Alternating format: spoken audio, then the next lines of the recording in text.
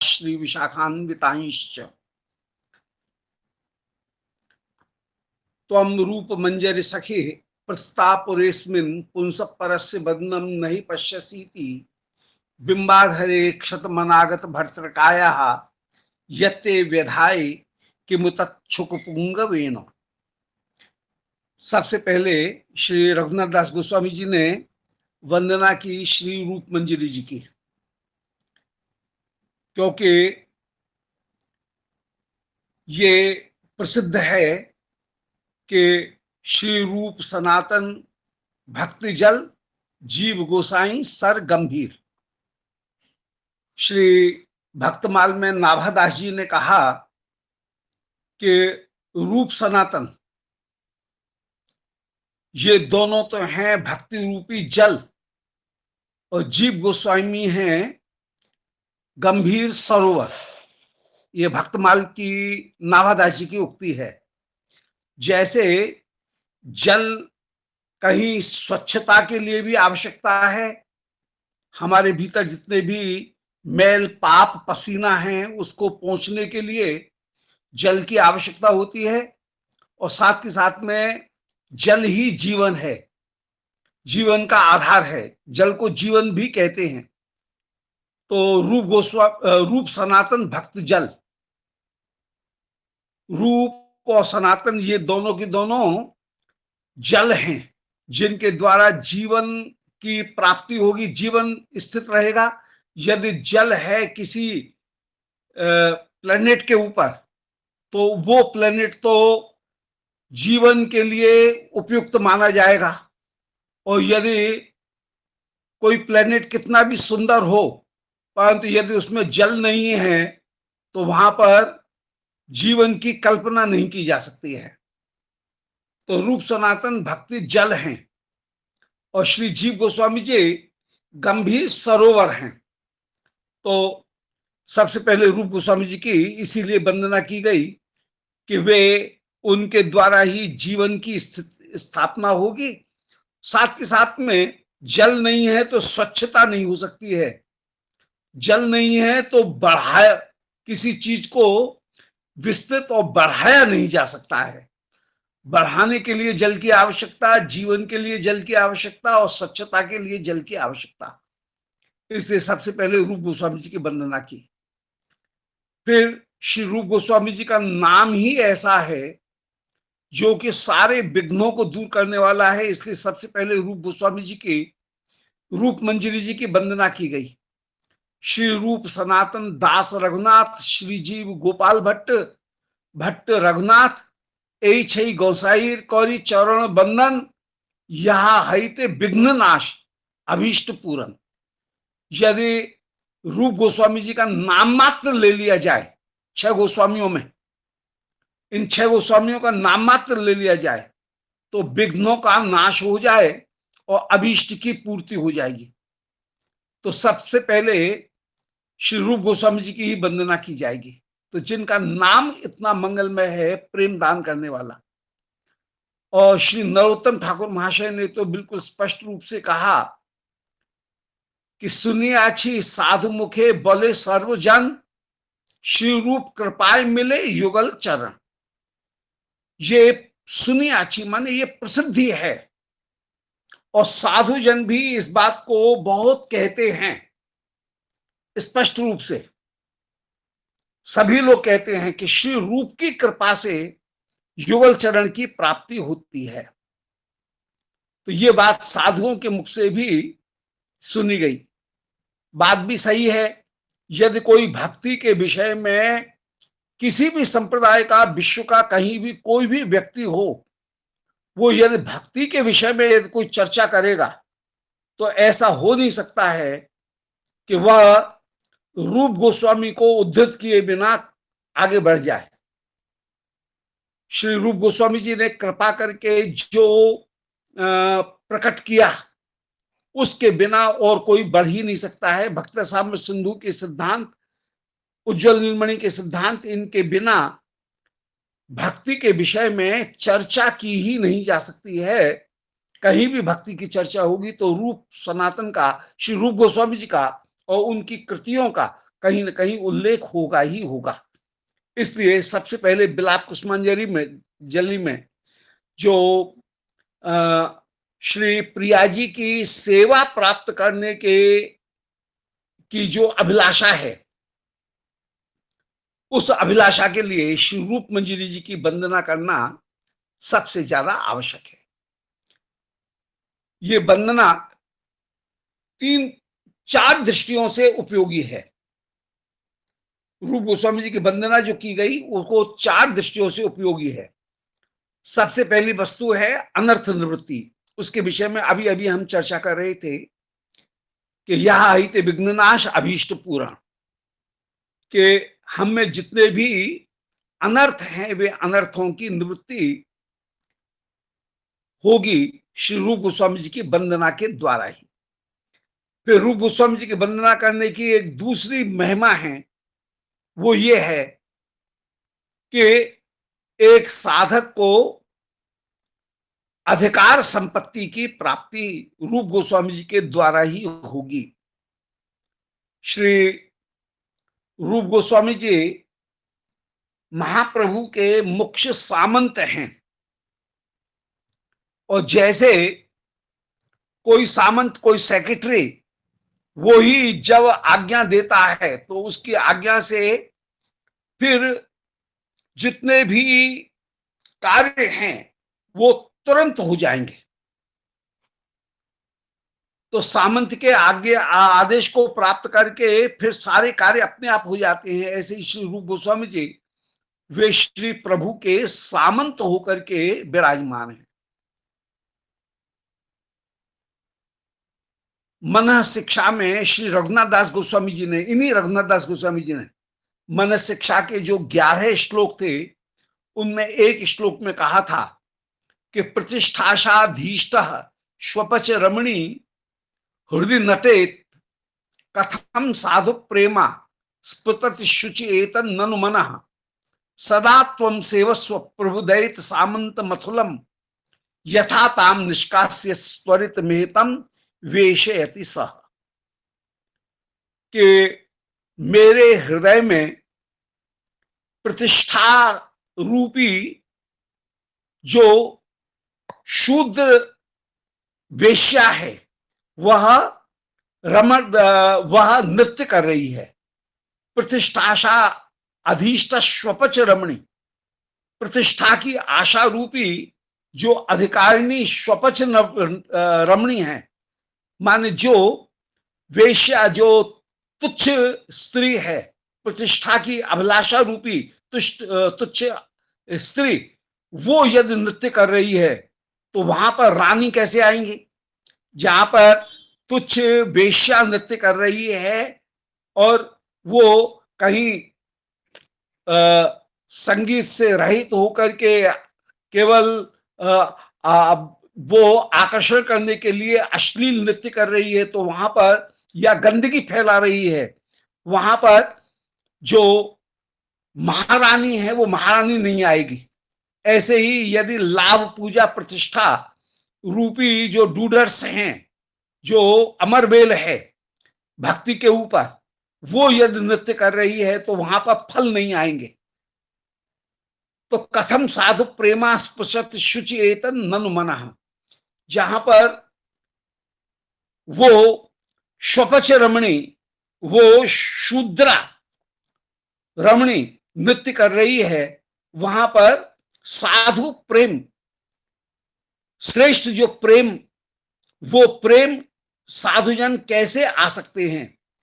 ऐसी स्थिति में यदि हम कहीं म्यूनिसिपैलिटी में ये प्रार्थना कर दें कि भाई हमारे यहाँ पर बड़ी गंदगी फैल रही है, बड़ा ऊधम होता है, ये स्वपच रमणी आकर के यहाँ पर रात भर नृत्य करती हैं और सोने नहीं देती हैं, तो ऐसी स्थिति में यदि कोई सचिव वो आदेश प्रदान करे, तो आदेश प्रदान करने पर वो जो गंदगी है वो गंदगी भी दूर हो जाएगी, और जहां पर कब्जा किया जा रहा है स्वपच रमणी के द्वारा उस वो भी भाग जाएगी। तो सदा त्वम सेवस्व प्रभुदयित सामंत मतुलम, इसलिए अरे मेरे मन, तू श्री प्रभु के परम प्यारे सामंत श्री रूप गोस्वामी उनका सेवन कर। उनके आदेश से ये हृदय के ऊपर जो कब्जा जमा करके बैठ गई है स्वपच रमणी प्रतिष्ठा रूपी जो स्वपच रमणी जो तुच्छ स्त्री कब्जा करके बैठ गई है, वो यहां से हट जाएगी। और ये जो दुष्टता फैल रही है, ये जो गंदगी फैल रही है, वो गंदगी यहां से दूर हो जाएगी। तो यथा ताम निष्कास्य सत्वतमेतम बेश उसको निकाल करके फिर श्री भक्ति महारानी उनकी सवारी आ पाएगी। जैसे राजा की सवारी आती है तो गंदगी दूर हो जाती है, जो अनावश्यक अनडिजायरेबल जो एलिमेंट्स हैं उनको दूर हटा दिया जाता है। ऐसे ही यदि श्री रूप गोस्वामी जी की कृपा होगी तो अधिकार संपत्ति की हमको प्राप्ति हो जाएगी और राजा की आज्ञा से दुष्ट जन जो हैं वो वहां से दूर हो जाएंगे। माने वही भगवत भक्ति में तीन चीज जो आई हैं बाधा रूप में, भोग मोक्ष की अभिलाषा रूपी खरपतवार, वो अपने आप दूर हो जाएगी। जो स्पॉन्टेनियस जो प्रोडक्ट हैं वे अपने आप दूर हो जाएंगे।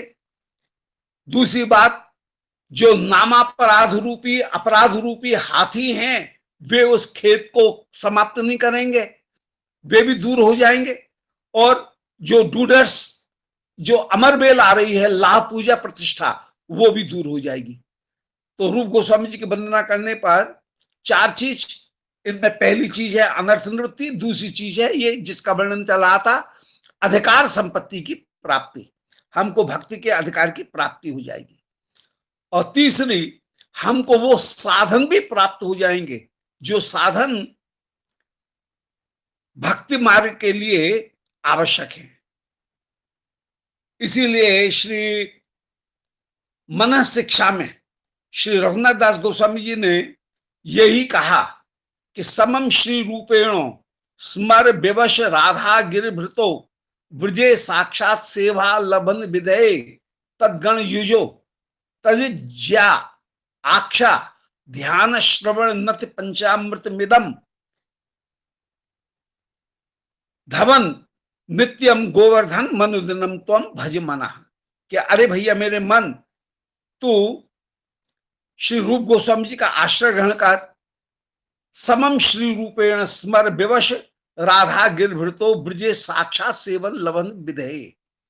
श्री रूप गोस्वामी जी की कृपा को प्राप्त करके, श्री यदि उनकी कृपा प्राप्त हो जाएगी तो स्मर विवश राधा गिरभृता, जो श्री राधिका और गिरभृत माने श्री गिरधारी, राधा गिरधारी दोनों के दोनों स्मर विवश हो रहे हैं, प्रेम में विवश हो रहे हैं।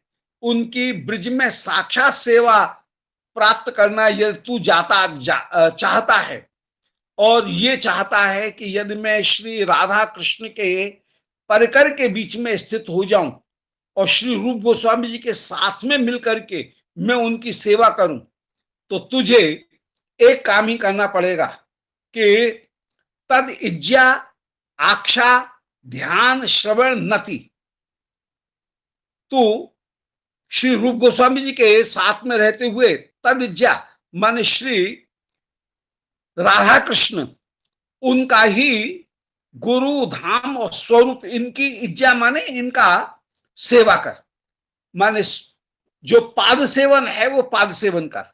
इज्जा माने पाद सेवन, आक्षा का मतलब है नाम का गायन, ध्यान का मतलब है रूप का ध्यान, श्रवण का तात्पर्य है कि उनके गुणों का श्रवण, और नति का तात्पर्य है उनकी सेवा। तो ये पंचामृत का तू सेवन कर। तो श्री रूप गोस्वामी जी के द्वारा दिए गए इज्जा आक्षा ध्यान श्रवण और नति, इन पंचामृत का सेवन किया जाए। माने श्री स्वरूप की सेवा, नाम का गायन, रूप का ध्यान, उनके गुणों का श्रवण और लीला करते हुए श्री प्रभु को प्रणाम, इन 5 चीजों को यदि किया जाएगा तो फिर श्री रूप गोस्वामी जी की कृपा से इस प्रकार साधन, रागानुगा की जो साधन संपत्ति है वो साधन संपत्ति भी प्राप्त होगी और फिर लीला में प्रवेश की भी प्राप्ति हो जाएगी। यदि तुम यदि छेदावासम ब्रज भूमि, यदि हम वृंदावन की भूमि में आवास चाहते हैं, सरागम प्रतिजनु, प्रत्येक जन्म में वृंदावन में वास मिले ये चाहें, युवद्वंदम तच्चेत परिचरित मारात अभिलषे, यदि युवद्वंद की हम सेवा करना चाहते हैं तो स्वरूपम श्री रूपम सगण में तस्याग्रजमपि, तो यहां पर श्री स्वरूप गोस्वामी, श्री रूप गोस्वामी और उनके अग्रज श्री सनातन गोस्वामी जी, उनकी सेवा करो, उनको प्रणाम करो। तो रघुनाथ दास गोस्वामी जी ने ये वंदना किया और इसीलिए यहां पर श्री रघुनाथ दास गोस्वामी जी श्री रूप मंजरी जी की वंदना कर रहे हैं, क्योंकि रूप मंजरी श्री महाप्रभु के एक स्वरूप होकर के विराजमान है। तो कल ये निरूपण कराए कि हे रूप मंजरी, आप इस पुर में ये प्रसिद्ध हैं कि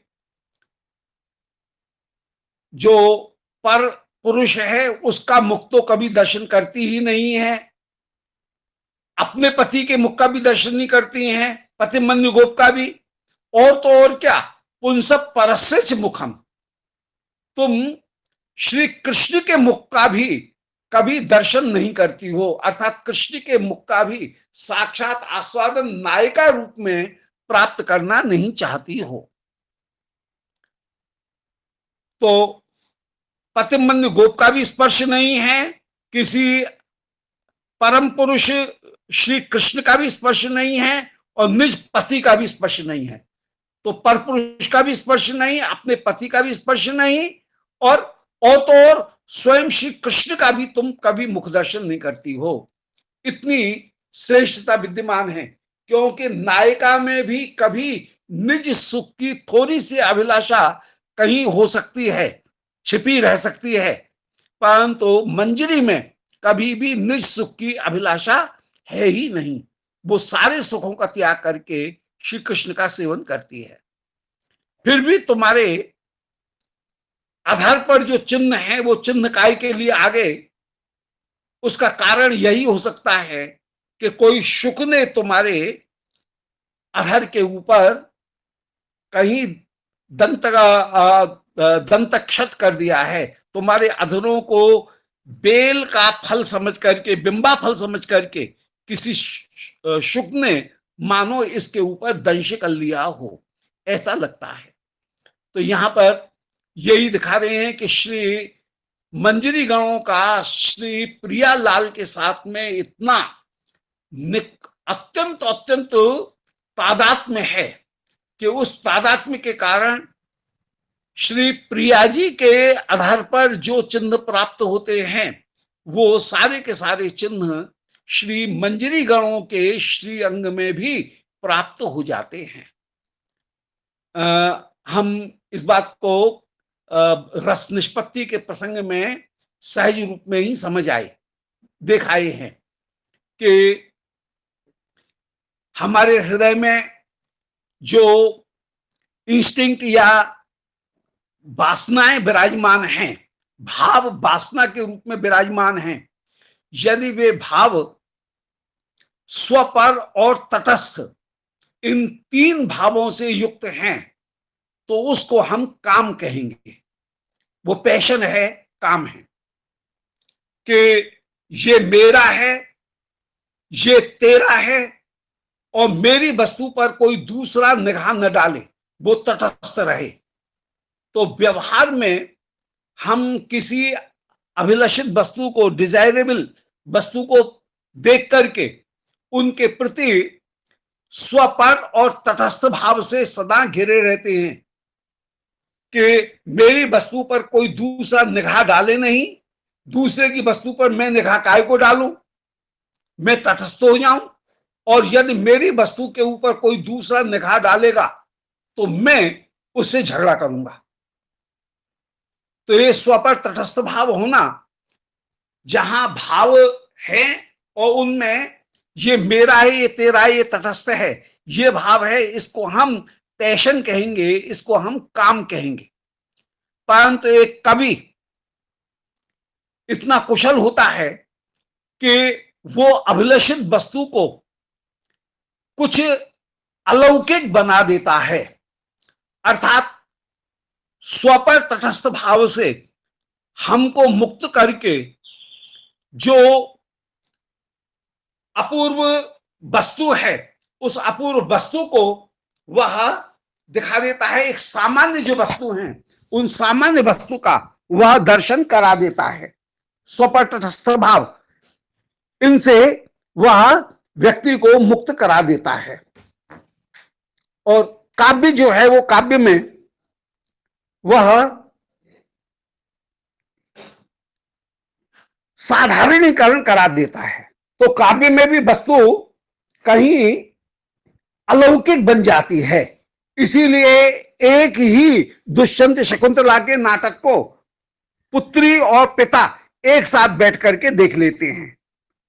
परंतु यदि किसी का चित्त एकदम शुद्ध हो गया है और शुद्ध होने पर यदि उस निर्मल चित्त में चिन्मयता की प्राप्ति हो गई है, तो चिन्मयता की, अरे बाबा दंडवत, जय जय जय, एक मिनट है बाबा विराज, जय जय जय जय, बड़ी कृपा, बहुत अनुग्रह।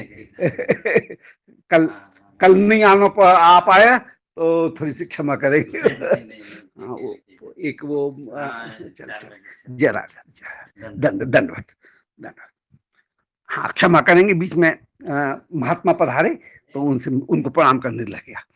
हाँ, तो मैं ये कह रहा था कि एक कवि स्व पर तटस्थ भाव से हमको मुक्त कर देता है, और वो जो पात्र हैं उन पात्रों को भी वह कुछ अलौकिक बना देता है। अलौकिक है इसीलिए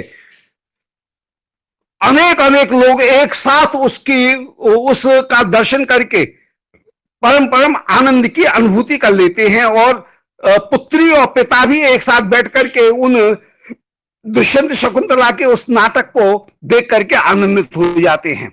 परंतु ये भी ब्रह्मानंद सहोदर मात्र है, अभी माया के बंधन से मुक्त नहीं है। यदि किसी व्यक्ति ने निरंतर निरंतर हरिनाम किया है और हरिनाम करने से भक्ति निर्धूत दोषानाम, उसका चित्त निर्मल हो गया है और भक्ति महारानी उसके चित्त में कहीं उस कृष्ण नाम रूपी बीज का वपन कर दिया गया है, ऐसी स्थिति में यदि श्री कृष्ण लीला का गायन किया जाएगा तो कृष्ण लीला का गायन करने पर चिन्मय वास्तविक रस की, ब्रह्मानंद को भी तुच्छ कर देने वाले रस की उसको प्राप्ति होगी।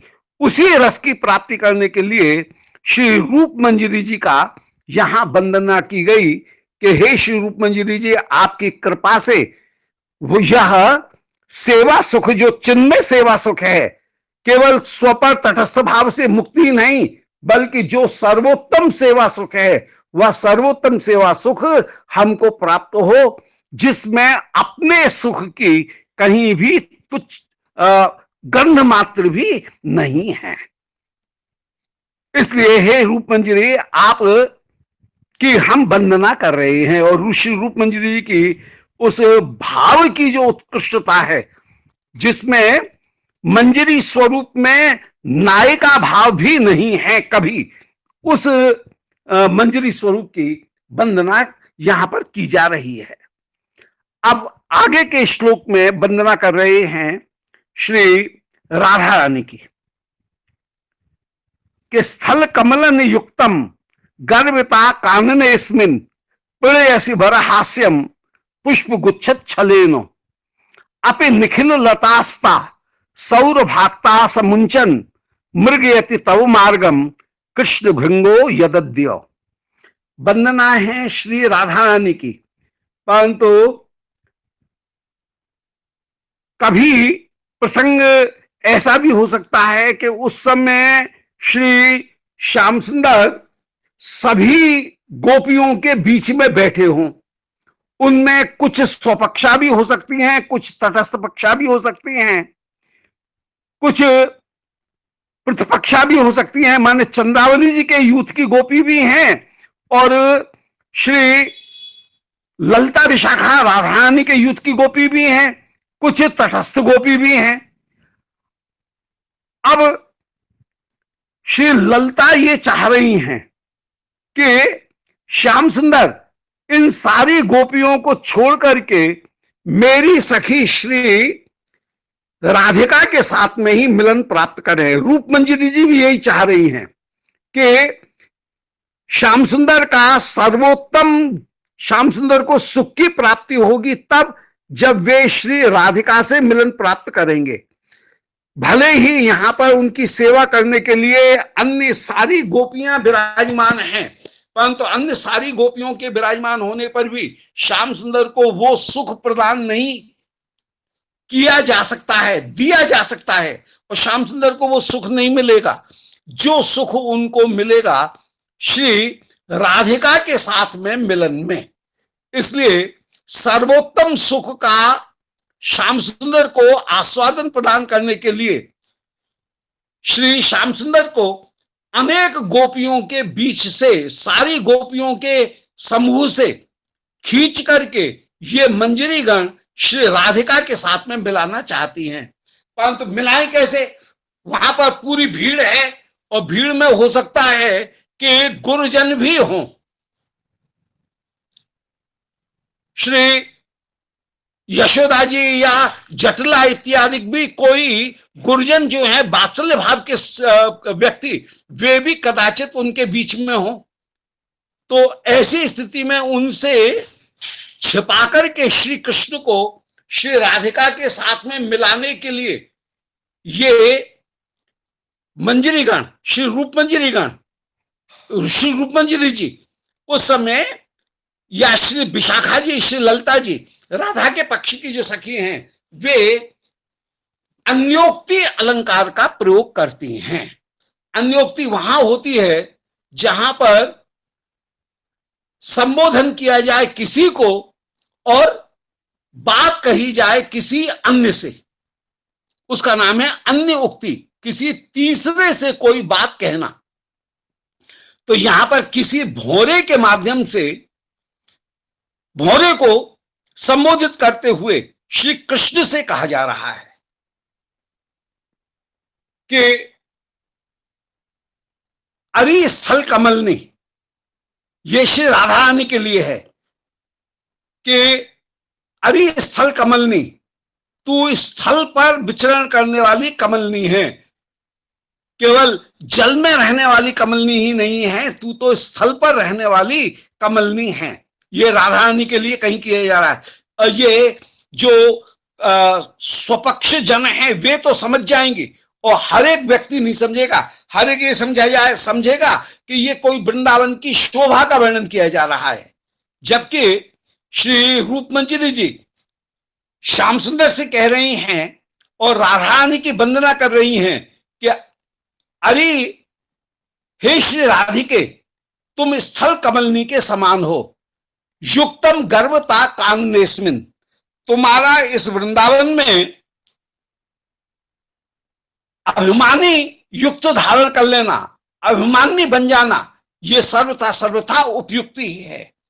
हे स्थल कमलनी,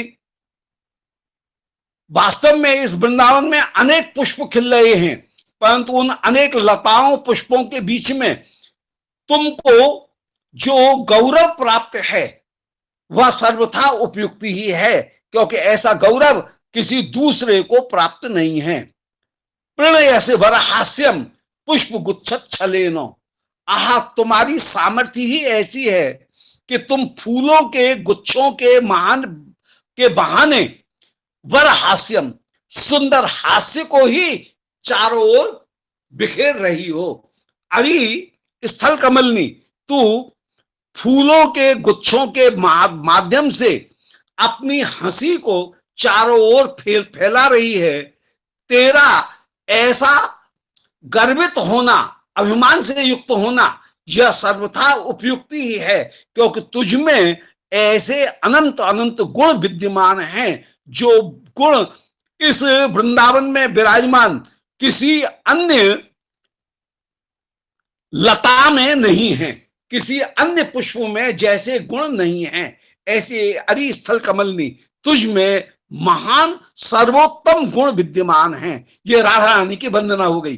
परंतु इस बात को जो अधिकारिणी हैं वे तो समझ जाएंगी, जो अनधिकारी हैं उन परिकर को इसका पता नहीं लगेगा, क्योंकि वहां पर यदि कोई गुरुजन भी विराजमान हैं, जटला श्री मुखराजी आदि भी विराजमान हैं, तो उनको भी ये बात पता नहीं लगेगा। श्री पद्मा जी की यदि कोई सखी विराजमान है, चंद्रावली जी की कोई सखी विराजमान है, तो श्री राधा रानी की वंदना की जा रही है, इस बात को भी वे नहीं पहचान पाएंगे।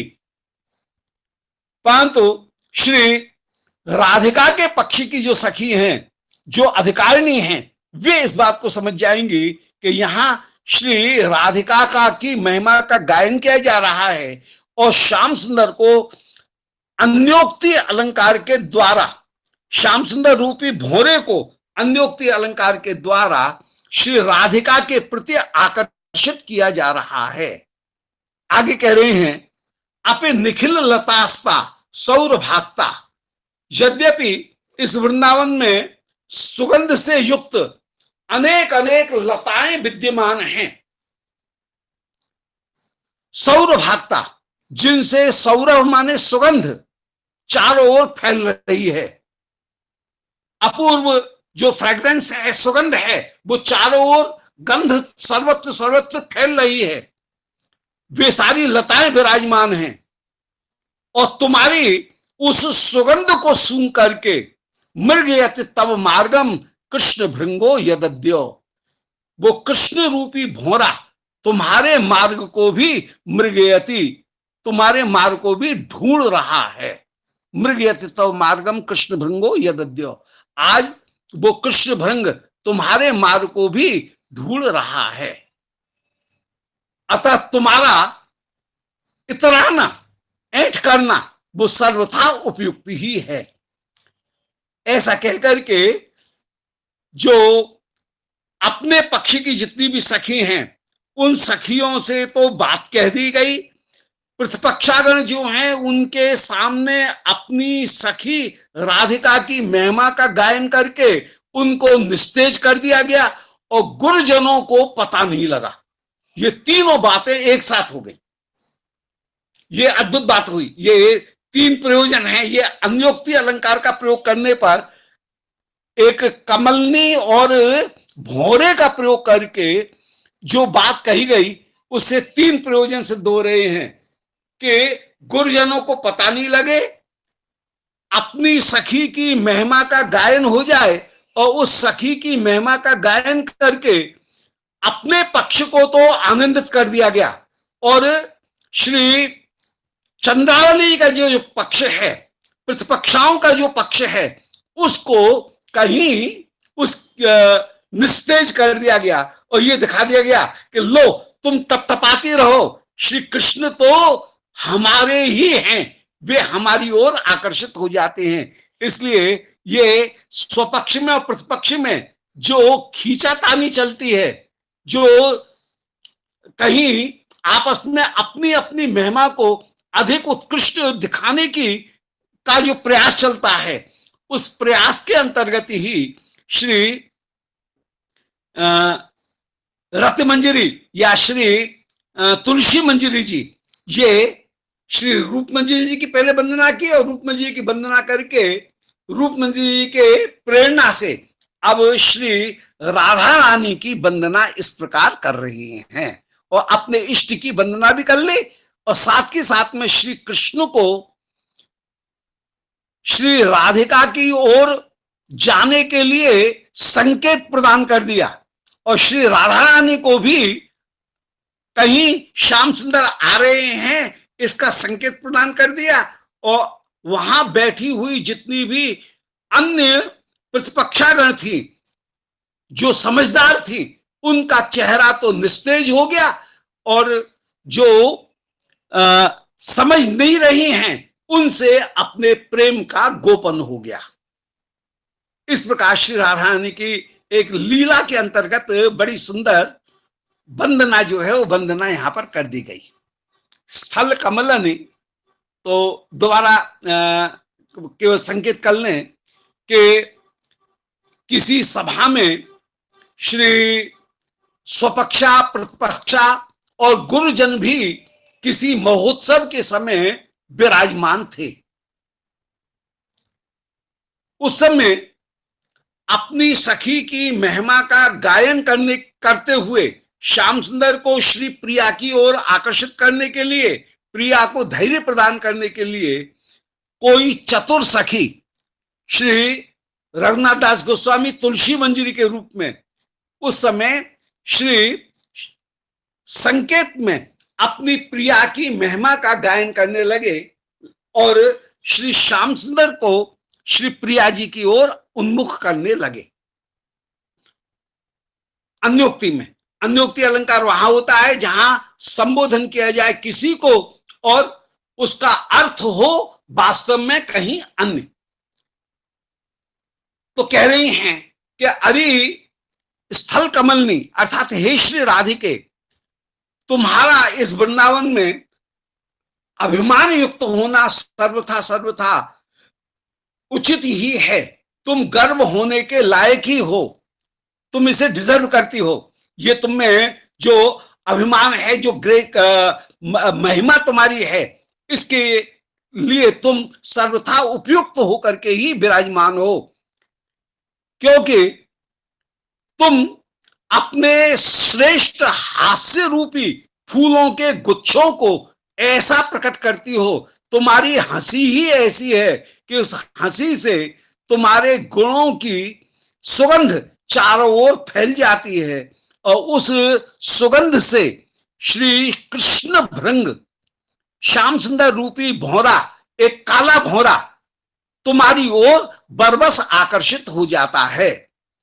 यद्यपि इस वृंदावन में बहुत सी लताएं हैं, अपे निखिल लता लतास्ता, बहुत सी लताएं हैं जो सौरभागता सुगंध से युक्त होकर के विराजमान हैं, परंतु वो कृष्ण भृंग, काला भौरा, उन सब का त्याग करते हुए, वो नील भ्रमर सबका त्याग करते हुए, मृगयति तव मार्गम, तुम्हारे मार्ग को ही ढूंढने लग जाता है।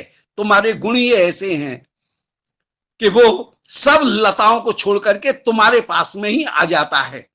अब ऐसा जब कहा तो जो गुरुजन थे या जो इस रहस्य को नहीं जानती हैं, वे लोग तो कुछ समझी नहीं, वो वे समझे नहीं हैं कि ये तुलसी मंजरी केवल वृंदावन की शोभा का गायन कर रही है।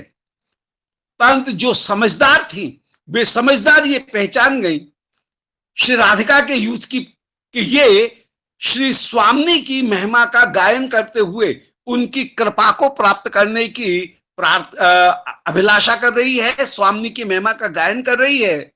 साथ के साथ में श्याम सुंदर को श्री प्रिया के पास में जाने के लिए ये संकेत करती हुई भी विराजमान है।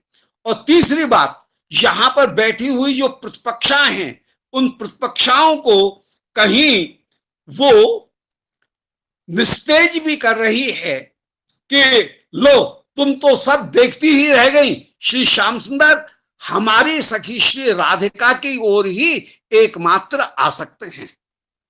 तो मृगयति तव मार्गम कृष्ण भृंगो यदद्य, ऐसे अपनी सखी की महिमा का उत्कर्ष यह प्रेम में सर्वदा सर्वदा दिखाया जाता है। जहां पर केवल मंत्रोपासनामयी उपासना है, वहां पर तो जब कमल कोश के गर्भ में, योगपीठ के भीतर कमल कोश के गर्भ की लीला का वर्णन है, वहां पर श्रम, तम, गम और भ्रम, ये चारों चीज नहीं है। परंतु जहां मध्य मंडल को भी स्वीकार किया गया है। उस मध्य मंडल में जो अन्य सखीगण हैं, उन अन्य सखीगणों को भी कहीं स्वीकार किया गया।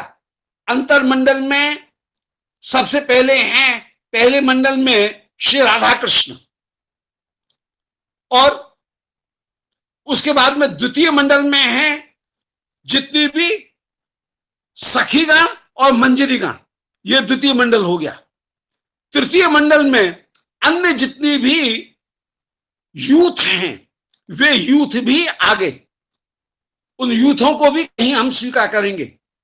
जैसे कहीं मोबाइल में या कहीं नक्शे में जीपीएस को प्राप्त करने के लिए कौन कहां पर है, उस लोकेशन को प्राप्त करने के लिए जैसे लोकेशन खोलनी पड़ती है और पता लग जाए कि कौन कहां पर है, तो यहां पर ये जो चर्चा है, इस चर्चा को आप ऐसा समझ सकते हैं कि जैसे ये तृतीय मंडल में विराजमान है।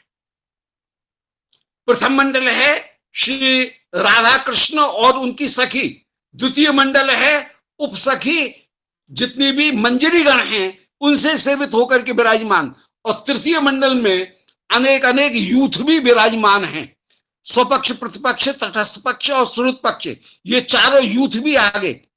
और फिर चौथा जो मंडल है, उस चौथे मंडल में फिर जितने भी प्रिय नर्म सखा हैं वे भी आ जाएंगे। वे पुरुष जाति हैं परंतु वे भी रहस्य को जानने वाले हैं, इसलिए वे प्रिय नर्म सखा आ जाएंगे।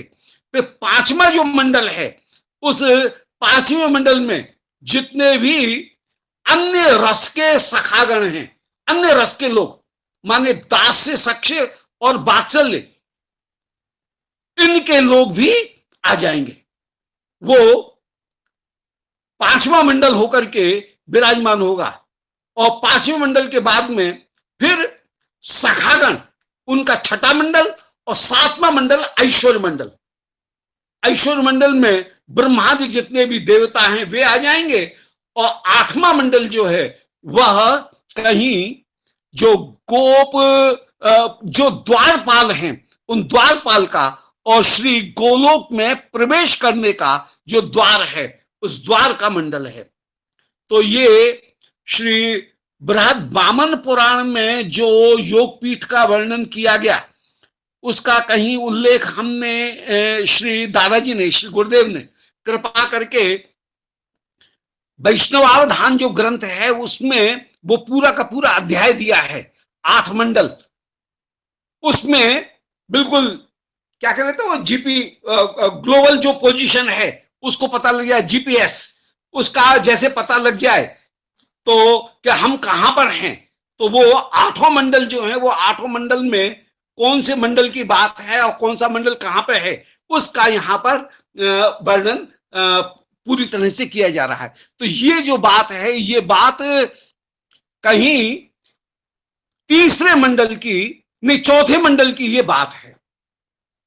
पहला मंडल है श्री राधा कृष्ण, दूसरा मंडल है उनकी सखीगण, तीसरा मंडल है मंजरीगण, चौथा जो मंडल है वो चौथा मंडल हो गया सारे यूथ, पांचवा मंडल हो गया सृजन, छठा मंडल हो गया सारे अन्य मन सखागण, और सातवां मंडल हो गया अन्य सारे रस, दास से सख्य और वात्सल्य, ये रस भी उसमें आ जाएंगे।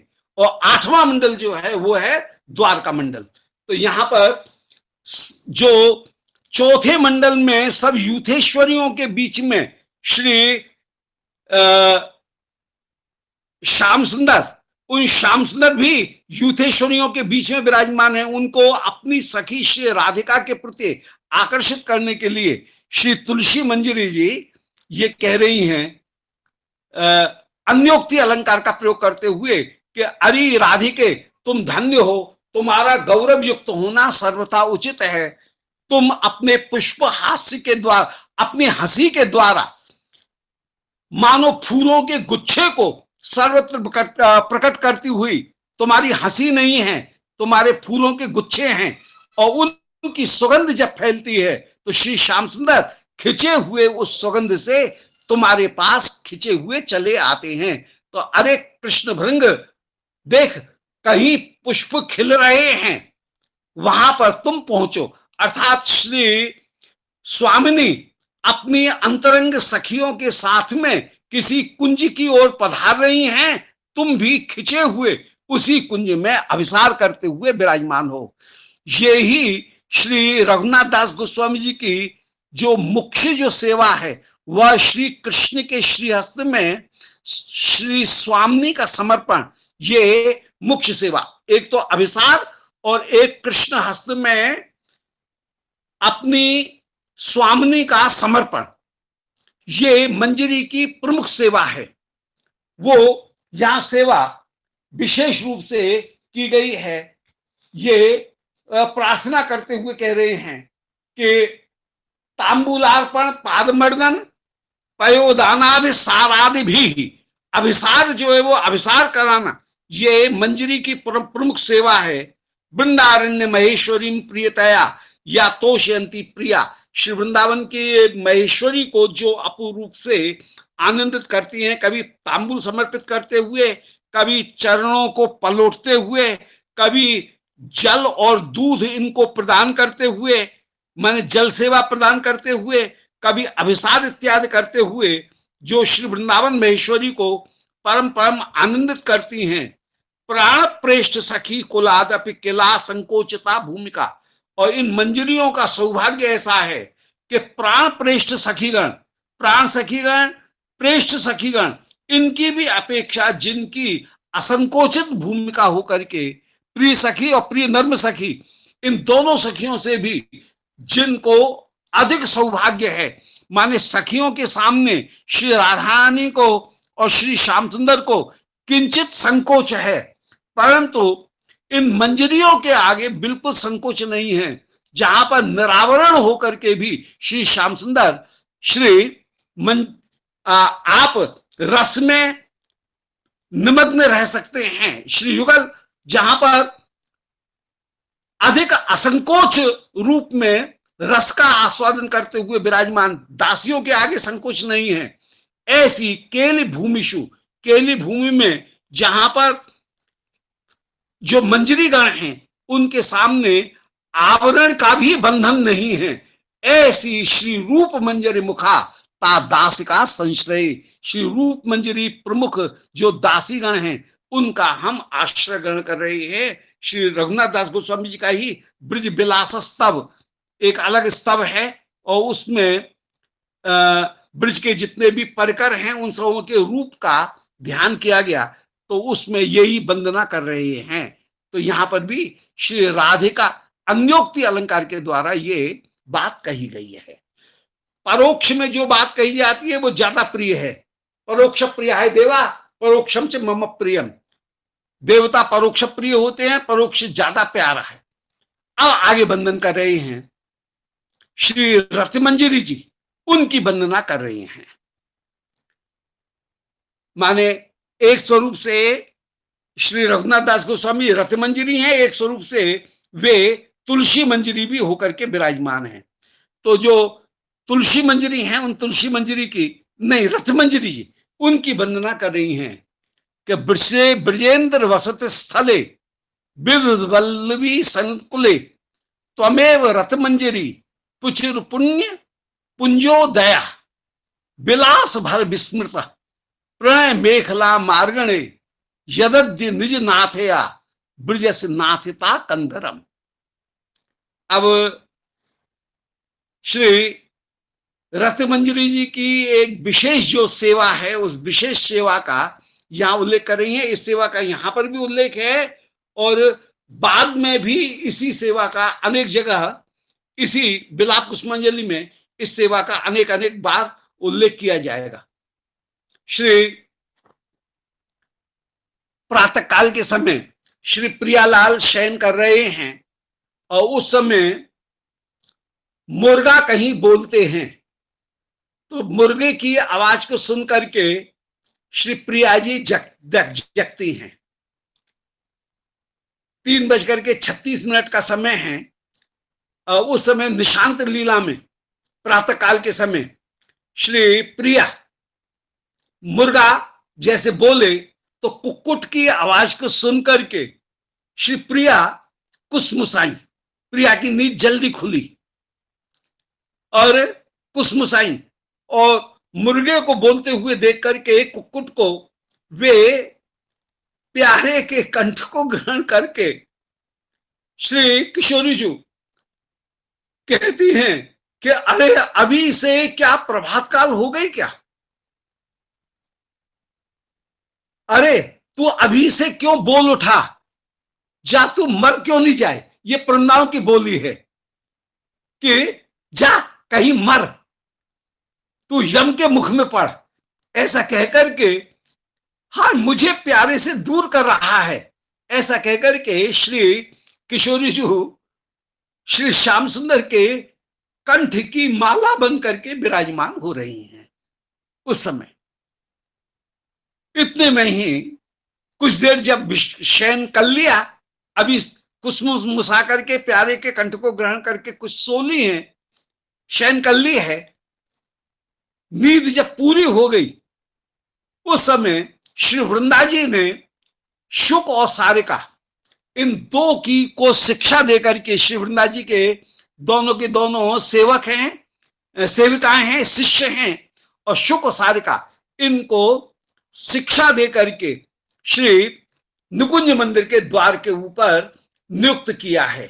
और जैसे एक बंदी जन राजा को जगाने के लिए प्रातः काल के समय वंदना करते हैं, गायन करते हैं, ऐसे ही वे विचक्षण नाम करके शुक, सुधी नाम करके सारिका, दक्ष नाम करके शुक और वो सुधी नाम करके सारिका, तो दक्ष विचक्षण और सुधी ये शुक सारिका नुकुंज मंदिर के द्वार के ऊपर बैठ करके श्री प्रियालाल इनके गुणों का गायन करते हैं, इनको जगाते हैं, जैसे बंदी जन श्री श्याम सुंदर को जगाए कि जय सुख सिंधो गोकुल बंधो जागृह तल्पम त्यज शशि कल्पम। हे गोकुल बंधु आपकी जय हो प्रभु, प्रभात काल होने को आ रहा है, अब आपके जागने का समय हो गया है, आपका मुख दर्शन करने के लिए जितनी भी सखीगण हैं वे अत्यंत अत्यंत व्याकुल हैं, और वे सब निकुंज मंदिर के झरोखे, जो अठपहल निकुंज मंदिर है, श्री मोहन महल श्री श्याम सुंदर का अष्टपहल, और उसमें 8 दरवाजे हैं, 8 दरवाजाओं के बगल में 2-2 खिड़की हैं, तो 16 खिड़की हैं, द्वार बंद हैं, और खिड़की जो हैं उनमें कहीं लताओं के पर्दे पड़ रहे हैं, उन रंध छिंद से वे सारी सखीगण आप युगल की अपूर्व शोभा का दर्शन करती हुई विराजमान हो रही हैं। और आप कृपा करके उनको दर्शन दीजिए। उस समय श्री प्रिया जी जागती हैं, उस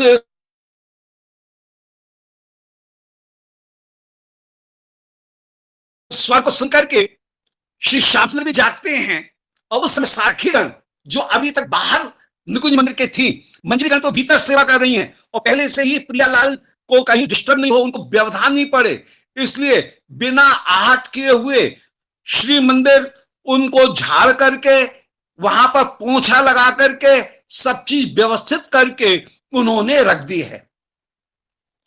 और फिर श्री युगल को जैसे जगा रही हैं, तो श्री युगल जाग करके बैठे, और जाग करके बरामदे में आकर के जब विराजमान हुए हैं, तो उस बरामदे में विराजमान होकर के श्री सब सखीगण श्री युगल सरकार की महिमा का गायन कर रही हैं।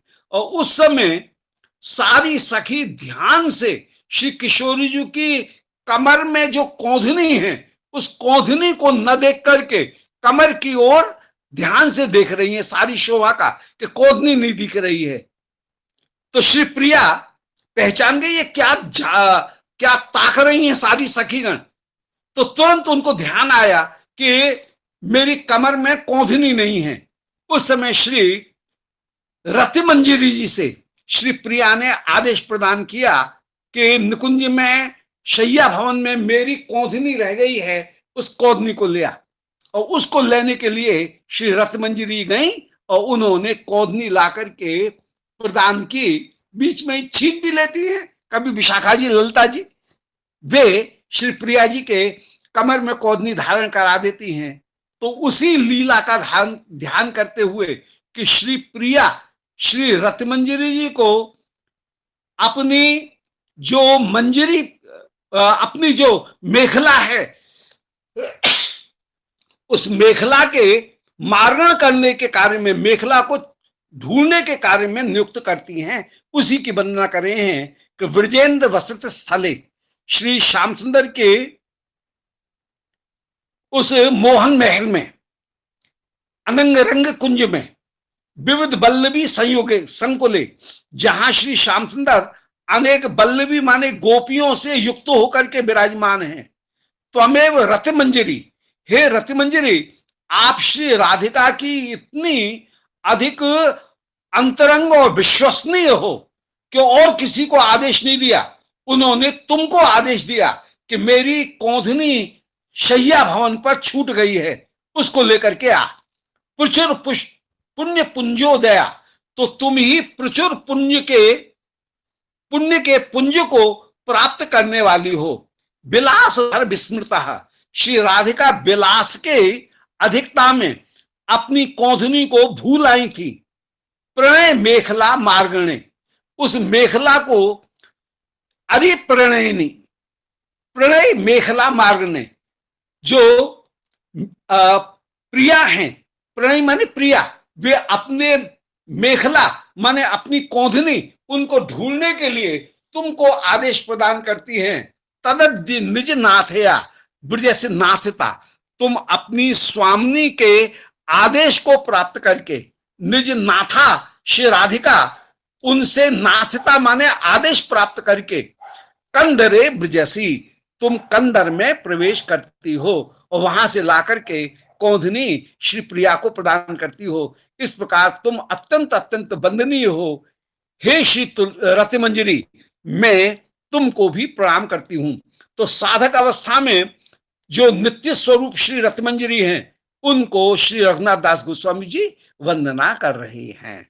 जय जय श्री राधे, आज के आनंद की जय जय। जय। हम लोग शायद फिर परसों मिलेंगे, कैसे माने, तो हम सोमवार को मिलेंगे। हाँ जी महाराज। हाँ, हम सोमवार को, कल 3 दिन का विश्राम, माने कहीं कार्य रहेगा और कहीं दूसरी जगह व्यस्तता मेरी, और फिर सोमवार को हम मिलेंगे। जय श्री राधे। जय जय श्री राधे। जय जय, दंडवत दंडवत, जय जय जय। आदि गुरु जी प्रणाम। जय जय, जय हो भैया नवदीप। ठीक है, धन्यवाद। सबकी आवाज कैसे पहचान जाते हैं? आप सबकी आवाज कैसे पहचान जाते हैं? नहीं नहीं, कोई बात नहीं, कोई बोलता है पहचान जाते हैं, मुझे तो टाइम लगता है। कौन बोल रहा है?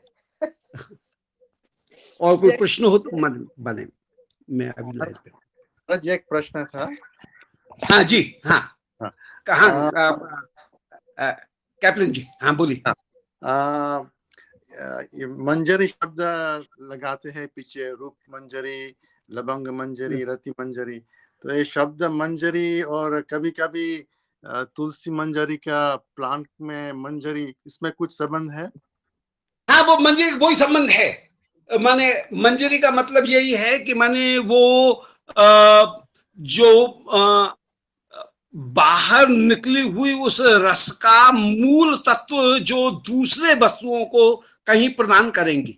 मंजरी ये काव्य शास्त्र में, नाट्य शास्त्र की एक पद्धति रही भारतीय ड्रामेटर्जी की, कि उसमें दासियों के नाम मंजरी और लता के नाम पर होते हैं। लताओं के जो नाम हैं, जो लताएं हैं, उन लताओं के नाम पर मंजरियों के नाम रखने की पद्धति रही। जैसे ये कुछ एक ट्रेंड रहा कि जो विदूषक है उसका नाम बसंत रखा जाएगा, या मधु के ऊपर मधुमंगल, इस तरह के नाम रखे जाएंगे।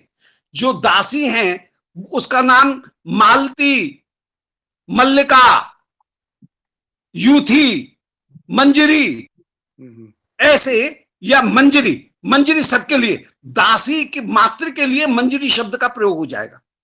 तो ये मंजरी शब्द नाट्य शास्त्र में कहीं रूढ़ है, वो उनके लिए है। और देव शब्द कहीं ब्राह्मण के लिए और राजा के लिए देव शब्द का प्रयोग होगा। ठीक है। अमुक देव, अच्युत देव शर्मा हम, तो ये देव शब्द का प्रयोग कहीं ब्राह्मणों के लिए या राजा के लिए। तो ये नाट्य शास्त्र की एक परंपरा के अंतर्गत मंजरी शब्द को प्रयोग किया गया है। और उसका तुलसी मंजरी इत्यादि जो है उसके साथ में, वो इसीलिए कि मंजरी एक बहुत छोटा सा भाग है उसका, वृक्ष का, तो उसकी छोटेपन को दिखाने के लिए ऐसा किया गया है। धन्यवाद। जय राधा। धन्यवाद।